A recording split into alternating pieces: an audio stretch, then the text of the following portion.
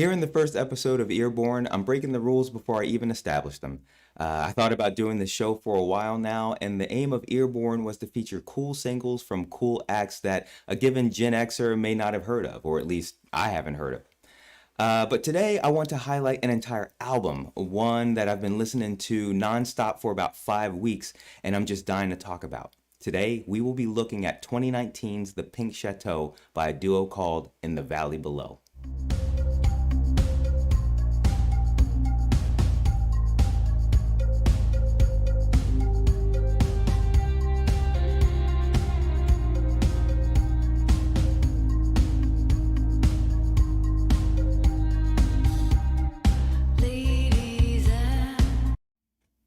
Funny story, I found the Pink Chateau while I was watching movies, not listening to music. Several weekends ago, the free streaming app called Tubi placed a movie called The Pink Chateau in my recommended videos, given that I click on a lot of music-related content there. Basically, I just keep watching the Prince Sign of the Times concert movie over and over again. Anyway, the description stated that it was a film companion to the then new 2019 album by In the Valley Below, a band I'd never heard of. Interesting name though, In the Valley Below. I wonder if it was a reference to a lyric from the Led Zeppelin song called The Battle of Evermore.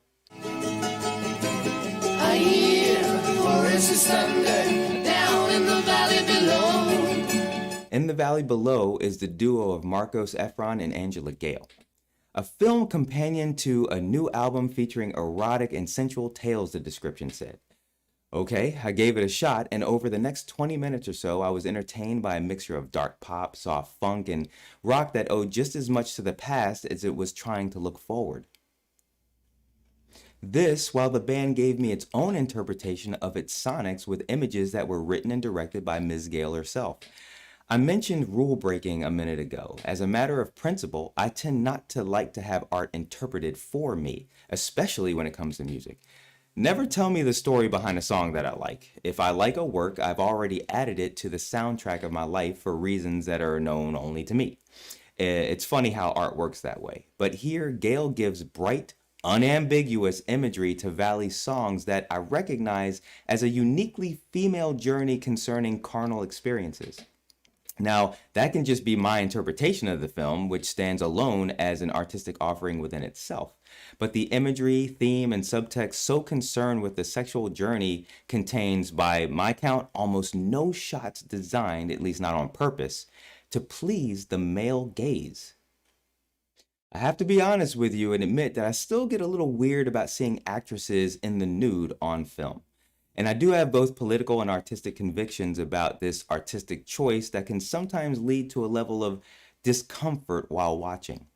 But even more than that, viewing The Pink Chateau, it's almost like being in the head of a woman concerning this part of all our lives that we share, but culturally treat with a level of discretion, even secrecy.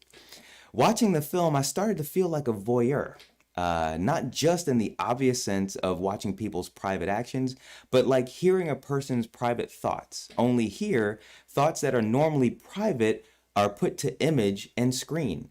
If it wasn't for the fact that it was part of a promotion for an album to be sold, I wondered whether or not I should even be watching The Pink Chateau. And you know what I did? I stopped watching The Pink Chateau early on in the work and only returned to it once I purchased the album and listened to it several times in its entirety. But that was the film. Now let's talk about the album. As far as I'm concerned, album-oriented works is music. It's the gold standard for popular music. When artists take a few themes that mean something to them and puts together a collection of songs wrapped in a visual art that all serve to support a vision that they had in a single point in time in their lives, that's the magic. If I can be a music snob, this is why I think adults should graduate from Top 40 at a certain age. Album-oriented works are a full-course meal. Top 40 is McDonald's, and McDonald's is for kids. On the other hand, to come down off of my high horse, those same factors are why movie soundtracks, especially the beloved ones from the 80s for Generation X, have lived on so long, despite their purely commercial nature of those endeavors. I mean, they do check all those same conceptual boxes, like with theme and such. The Pink Chateau is strong, personal, album-oriented pop that's influenced by the best concept album lessons learned over the decades. I would love to be able to talk to this band to find out what their musical influences are because I have my suspicions and I'm dying to know if I'm right. Let's take a look at one of the songs. We're gonna rise, hear the calling. We're gonna find that we belong. We're gonna rise above where we're falling. We're gonna rise.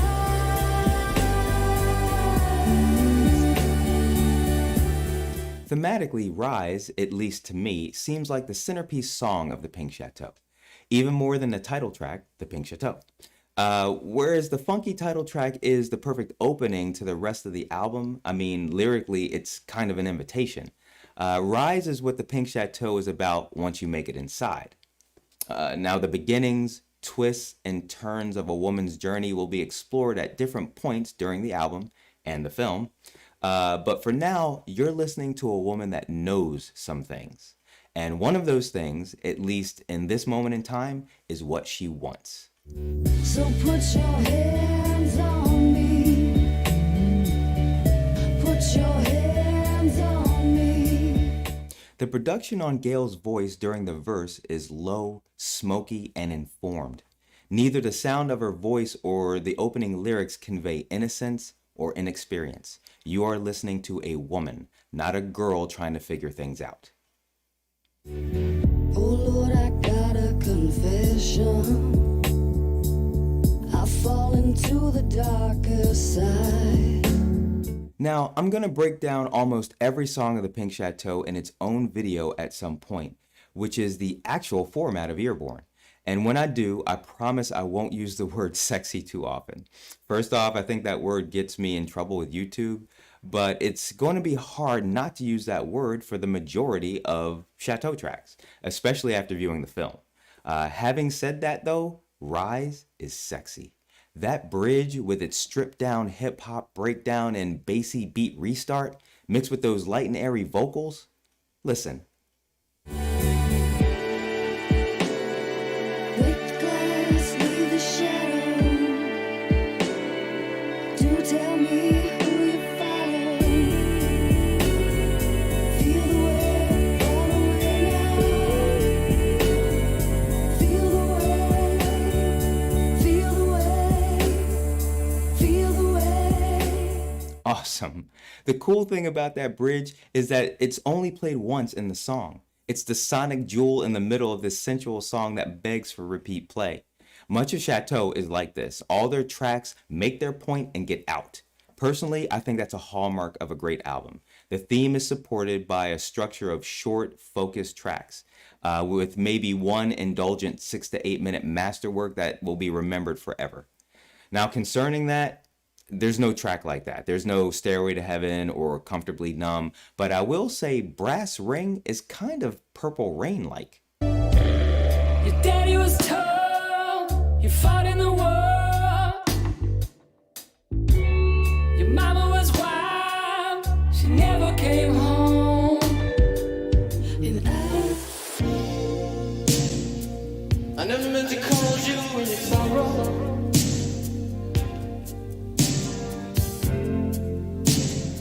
I never meant to call you in your pain.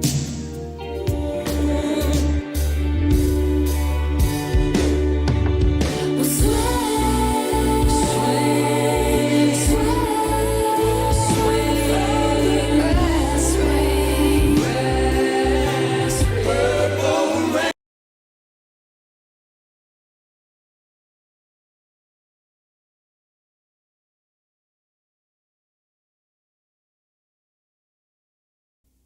Now, did you hear what I heard, or am I just going crazy? Anyway, I think the band is just pacing themselves before they give us the song for which they will forever be remembered, and I cannot wait.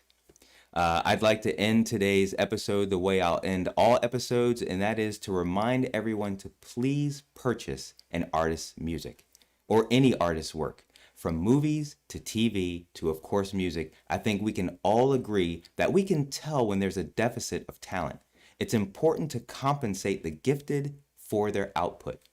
Thanks for hanging out. I can't See you really next stop you.